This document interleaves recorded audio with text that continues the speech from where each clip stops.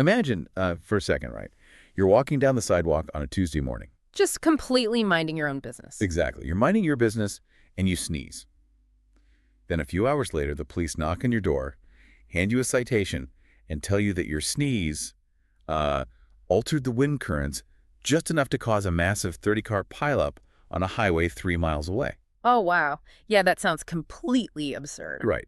But, I mean, if you were actually forced into a courtroom, how would you go about proving that your sneeze didn't cause that traffic jam? Well, you'd have a monumental task ahead of you. I mean, you couldn't just stand there and say, I didn't do it. You would have to mathematically dismantle the entire system of causality that the police are relying on. Which is terrifying. Terribly heavy lift, especially when the system itself is the one putting you on trial. Yeah. So if you, our listener, are wondering how you would even begin to defend yourself against something that's surreal, welcome to another deep dive. Today, we are exploring a real-world scenario that operates on that exact level of absurdity. It really does. We're unpacking a remarkable set of documents today. It's Dr. Chen Jingyuan's Prison Self-Defense and Blood Letter of Accusation. Such an intense title. It is. And our mission here is to examine this wild David and Goliath legal battle. A citizen was charged with causing severe public disorder. It was a very serious crime simply for retweeting a single post on a social media platform. Just one retweet. Just one. And he didn't defend himself with, a high-priced legal team. He used hardcore physics, computer science, and network topology. And just to jump in here, setting the parameters for our analysis today is crucial. We are entirely bypassing the political debate surrounding the specific charges or, the actual content of his retweet. Right. That's not what this is about. Exactly. Our objective is to dissect the structural defense Dr. Chen constructed.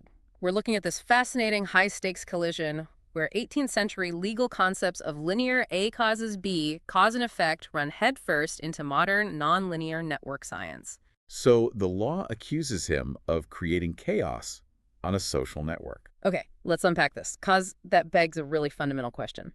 Before we can talk about someone creating chaos, we have to define what order even looks like on a massive global platform like Twitter or Waymo.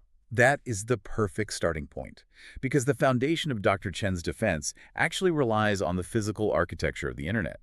Specifically, he cites something called the CAP theorem. The CAP theorem. Yeah, it was proposed by a computer scientist named Eric Brewer back in the year 2000. Okay, I've heard of the CAP theorem. I always try to map it to that old project management triangle, like when you hire a contractor. No, the pick two thing? Yeah.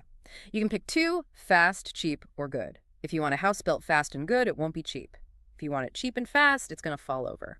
Does distributed computing work the same way? I mean, I see where you're going with the pick two constraint, but the mechanism in computer science is entirely different. We aren't talking about human effort here. We are talking about the physical physics of data. So in a distributed system, your three elements are consistency, availability, and partition tolerance. Let's define those, because this is where the prosecution's idea of order starts to completely fall apart, right? Yes, exactly. So think of consistency as absolute synchronization. Every single server on the planet and every user looking at their screen sees the exact same data at the exact same millisecond. Got it. Availability means the system always responds to your request. It never goes offline, even if the information it gives you is maybe, a few seconds out of date. Okay. And partition tolerance. That's the system's ability to keep functioning even when communication between its own servers breaks down. And partitions are a physical inevitability, right? I mean, we aren't talking about a single computer sitting on a desk. Social networks run on millions of servers. Millions, all over the globe. Undersea fiber optic cables get chewed by sharks, power grids flicker, Wi-Fi drops when someone walks behind a concrete wall. Yeah, that physical reality is exactly why the P in CAPI partition tolerance is just non-negotiable. System designers cannot magically prevent cables from breaking. So, when a communication delay inevitably happens, engineers must make a hard choice. The pick two moment. Right. Do you choose consistency? Meaning, do you freeze the entire global network, lock everyone's screen, and make 1 billion people wait until that severed connection is fixed just so the data can perfectly sync up again? Nobody would use a platform that operates like that. It would be a permanent loading screen. You'd try to double tap a photo and the app would freeze for 10 minutes waiting for a server in another country to acknowledge it. Which is why social networks universally choose availability. They prioritize keeping the platform alive. The engineers actively program the system to accept that different users are going to see slightly different versions of the timeline for a few seconds or minutes. Yep. You might see a post with 10 likes. Your neighbor might see the exact same post with 12 likes. And this is where Dr. Chen's application of the science to the law is just staggering to me. The prosecution stands up in court and essentially says, your retweet caused inconsistency. You disrupted the perfect order of society. Yeah. And Dr. Chen basically replies, I didn't break your system. I am mathematically proving to you that an ordered, perfectly consistent social network cannot physically exist. He is exposing a massive category error by the prosecution. Then authorities are prosecuting a user for localized chaos, but that chaos is actually the mathematical and physical default state of the platform. Wow. It was literally engineered to be inconsistent. It's like arresting someone for breaking a window and the defendant brings in the architect to prove the building was designed with no glass in the frames. That's exactly it. But, Dr. Chen doesn't stop there. Right, because even if we establish that the network is always a bit fractured by design, someone could still argue that a user dropping a highly provocative retweet into that environment still matters. Does a single user's action change the structure? To evaluate that, we have to move past the data itself and look at the actual topology of influence. We need to look at scale-free networks, which were famously mapped out by the Barabasi-Albert model. Okay, let's slow down on the Barabasi-Albert model because I want to make sure I'm visualizing this correctly. When I think of a network, my brain defaults to a flat democracy. I picture like a grid of city streets. Most intersections look roughly the same, and traffic flows pretty evenly across the whole map. Well, that is a normal distribution. If human height worked like a normal distribution, most people would be around 5'8", and the tallest person might be, say, 7 feet. But social networks do not look like city grids, and they do not follow a normal distribution. So what do they follow? They follow a power law distribution. How does that look different in practice? Instead of a city grid, think of the global airline industry. You have thousands of tiny regional airports that only connect to one or two places, but then you have massive hubs, Atlanta, Heathrow, Dubai, that have tens of thousands of connections. Right. The Barabasi-Albert model explains how this happens through something called preferential attachment. Basically, the rich get richer. Yeah, when new users join a network, they're mathematically far more likely to follow accounts that already have huge followings. So you end up with a landscape of wild inequality. You have massive hubs, the superconnectors, celebrities, state media with tens of millions of followers.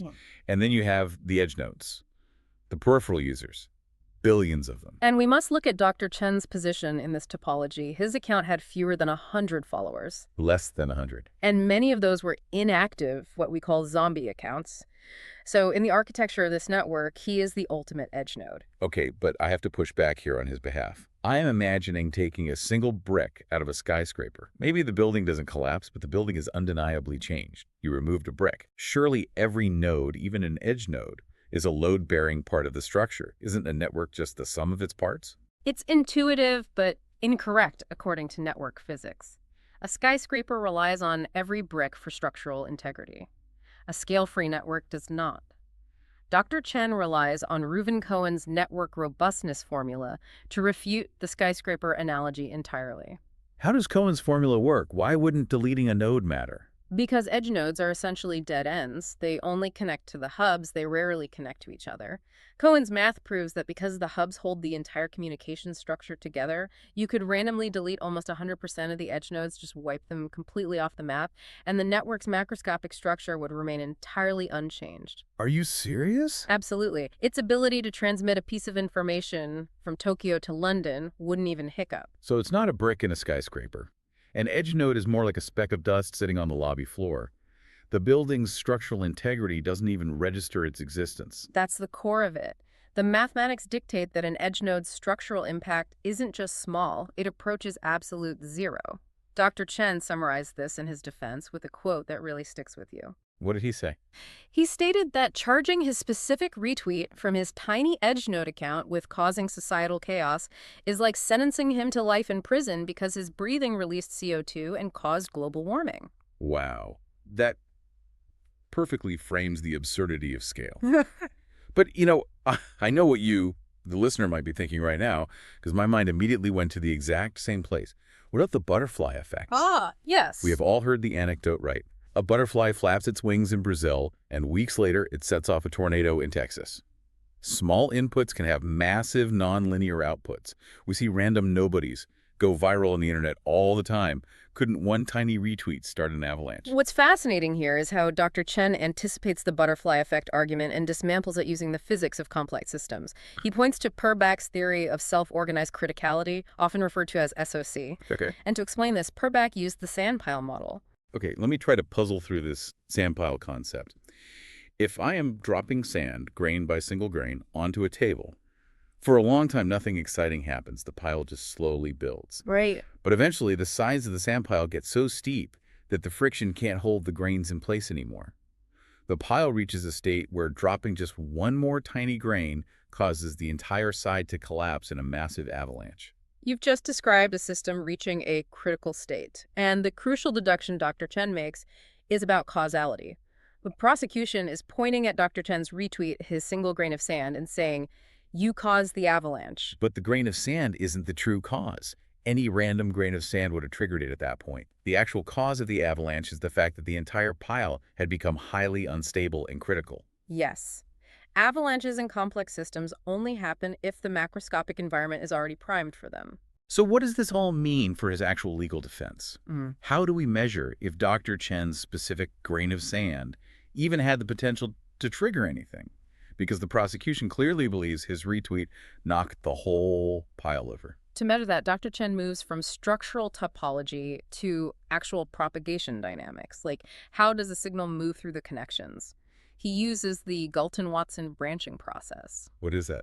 Interestingly, this mathematical model wasn't actually invented for computers. It was developed in the 19th century to study the extinction of aristocratic family names. Oh, wow. Yeah, it calculates the probability of a lineage, or in this case, a cascade of retweets dying out completely versus surviving and multiplying. How does it calculate that for a social media post, though? It looks for a specific metric, the mean offspring value, which is commonly known as R0. The row zero. We all became amateur epidemiologists a few years ago. We know this one. If R0 is 2, one sick person infects 2 people, those 2 infect 4, and the virus goes exponential. Exactly. The math is identical whether you are tracking a virus or a meme. If R0 is greater than 1, the system is supercritical. An avalanche is mathematically possible because the offspring are replacing themselves and then some. For a user to be legally culpable of starting a viral cascade that causes severe disorder, their network environment must support an R0 greater than 1. So how did Dr. Chen calculate his own R0? I mean, he can't just guess. He used his actual account metrics. You take the number of followers, which again was less than 100. You multiply that by the historical probability of those followers actually being online to see the post. Yep. Then you multiply that by the probability of them engaging with it, factoring in the algorithm's penalty for edge nodes. When you run those specific parameters through the formula, Dr. Chen's R0 comes out to between 0.05 and 0.12. 0.05. That isn't just low. That is basically a flat line. Physicists call this the deep subcritical regime. In this state, the branching process math dictates that the probability of his retweet dying out instantly is essentially 100%. It cannot sustain a lineage. When you calculate his expected total cascade size, meaning the maximum number of times his post would mathematically be expected to be forwarded, it comes out to about 1.11 retweets. His maximum expected reach is 1.11 retweets. Him retweeting it, and maybe a tiny fractional probability that one single other person clicks it. Now compare that rigorous scientific reality with the legal threshold being used against him. According to the source documents analyzing the judicial interpretations, the state's law roughly requires an offending post to generate 500 retweets, or 5,000 views, to qualify as a severe violation of public order. The law requires 500. The math proves his capacity is barely over 1. He is off by a magnitude of 500 times. The prosecution's narrative requires a physical impossibility. They are trying to claim that a spark burned down the forest, but Dr. Chen's calculations prove the spark was dropped into the middle of the ocean. Mathematically speaking, for his specific account on that day, causing an avalanche was a 0 probability event. It is a totally soulless epistemological shield. He isn't arguing intent. He's literally stating, the laws of the physical universe dictate that I could not have done what you are accusing me of doing. Exactly. But this raises a massive, slightly terrifying question. Here's where it gets really interesting. If edge nodes like Dr. Chen are mathematically incapable of causing system-wide avalanches, what can? Social networks do go crazy. Society does experience nonlinear chaos. If the billions of edge nodes are harmless, who is actually dangerous? This is the ultimate turn in his defense strategy. He doesn't just defend himself. He takes the exact same network physics and points the finger straight back at his accusers. Whoa, the ultimate reverse card. How does he justify that mathematically? Well, we established earlier that scale-free networks are incredibly robust against damage to the edge nodes. But that topology has a dark side. The network is incredibly, disastrously fragile to actions taken by the hubs. The hubs control the massive arteries of information. Right. Dr. Chen argues that the judicial and state authorities, the very institutions prosecuting him, are the ultimate hub nodes in the societal network. Because they have the sweeping power to alter the structure itself. Yes, and Dr. Chen outlines how they actually cause the chaos they claim to be preventing. He argues that by abusing their power, by twisting legal logic, and by bringing unjust prosecutions against invisible edge nodes, the authorities are injecting dangerous, nonlinear entropy into the system. What does that nonlinear entropy actually look like in practice, though? Like, how does a state action cause algorithmic chaos? Think about the mechanics of heavy-handed state moderation. When authorities abruptly ban keywords or randomly delete thousands of posts or silence entire communities, they are aggressively severing major topological links in the network. When you sever major links, the platform's algorithm is suddenly forced to violently reroute the flow of human communication. This causes massive, unpredictable spikes in traffic, like the Streisand effect, where trying to hide something makes it go viral, or it causes structural panic. That makes total sense. The authorities are the ones pouring buckets of sand onto the pile, forcing the entire system toward that highly unstable, supercritical state. So when they drop the hammer on a guy with 100 followers, they aren't protecting the system's order. They are physically creating the instability. If we connect this to the bigger picture, Dr. Chen's defense elevates from a personal plea for freedom into a profound systemic diagnosis. He is demonstrating a complete philosophical and functional mismatch between modern digital reality and antiquated law. Yeah, because our legal frameworks were largely built centuries ago. Right, and they rely on mechanical, linear concepts. A hits B, B breaks. But we now live in a society governed by the nonlinear physics of complex systems. The law demands a straight line, but reality operates in power laws, critical thresholds, and branching probabilities. It's like trying to use a tape measure to weigh a cloud. The tool is completely inappropriate for the reality it is trying to interact with. Dr. Chen successfully mapped the physical laws of the universe onto a courtroom drama just to expose the mathematical illiteracy of the charges against him. It is a masterclass in interdisciplinary thinking. He took the invisible architecture of our world and made it visible in a court of law. So to you, the listener, we have gone on quite a journey today. We've seen how Dr. Chen Jingwan took seemingly abstract theories, the unavoidable inconsistencies of the CIP theorem, the wild inequalities of Barabasi-Albert scale-free networks, and the strict limits of Galton-Watson avalanche dynamics, and forged them into an unbreakable shield. He proved that in the vast, inherently chaotic architecture of the internet, his single retweet was mathematically, physically incapable of causing a societal avalanche. He proved that the prosecution's entire understanding of cause and effect was fundamentally broken. And it leaves you with something pretty heavy to mull over the next time you open your phone. Think back to that hypothetical sneeze causing a traffic jam. If our legal systems still operate on rigid, linear A causes B mechanics, but our modern digital lives are entirely governed by the nonlinear, unpredictable physics of complex networks, how many of our daily digital actions are currently being judged by laws that are fundamentally mathematically illiterate? Thank you for joining us in this deep dive. We promise more fascinating extractions next time.